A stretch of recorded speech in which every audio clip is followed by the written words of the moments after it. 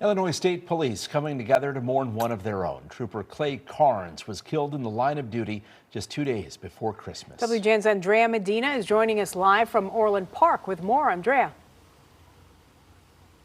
Hi, Lourdes and Ben. We are keeping our distance from the entrance of the church to honor the family's privacy wishes. Now, the loss of this trooper has left a deep impact on the agency and the community, the large crowds inside the church, and of course, just by taking a look at this packed parking lot are a true testament of that. As American flags line the path to Parkview Christian Church in Orland Park, law enforcement officers and loved ones embraced in tight hugs and handshakes as they made their way to a visitation for fallen Illinois State Police Trooper Clay Carnes. His cruiser, draped with purple bunting, stood parked outside, a silent tribute to his sacrifice. The fact that you see so many people so sad and so upset and hurting at him no longer being with us is just an indication of what kind of human being he was. The 35-year-old served with ISP for more than a decade and was tragically killed just 2 days before Christmas. He was clearing debris from southbound I-55 near Channahon when, according to ISP, Carnes was hit by a truck driven by 69-year-old John Fleet. Fleet now faces charges under Scott's Law, also known as the Move Over Law. We wish that we were not here.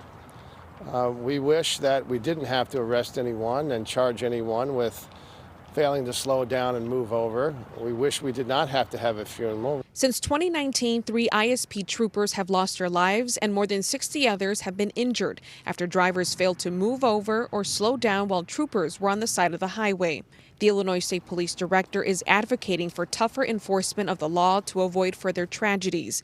In the meantime, he emphasizes the critical need to raise awareness and spread the message. If you can do that, then you're going to save somebody's life. Carnes was a resident of Orland Park, and last week the mayor honored his memory as one of the 100 Club of Illinois 2024 Valor Award recipients for going above and beyond the call of duty.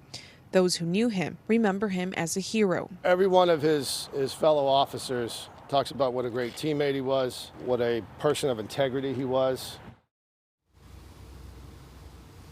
The outpouring of support has been overwhelming as a GoFundMe campaign for the trooper's family has exceeded its goal of $250,000. Now, if you would still like to contribute, we will have that link posted on our website.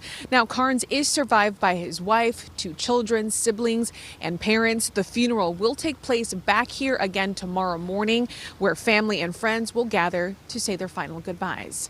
We are live in Orland Park. Andrea Medina, WGN News. Thank you, Andrea.